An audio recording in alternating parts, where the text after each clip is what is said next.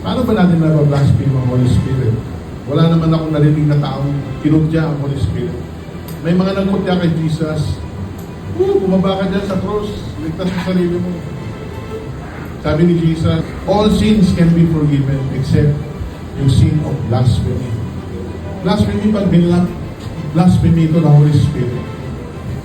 Pag binlaspheme mo ng Holy Spirit, wala akong nakikitang tao na normal ang pag-isip. Siguro mga bisira. Nagsalita laban sa Holy Spirit. Hindi mo naman nakikita yun.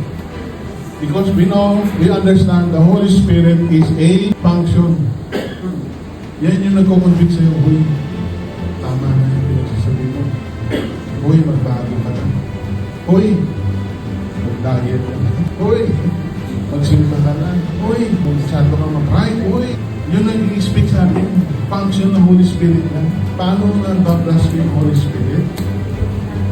Pag nagbubungol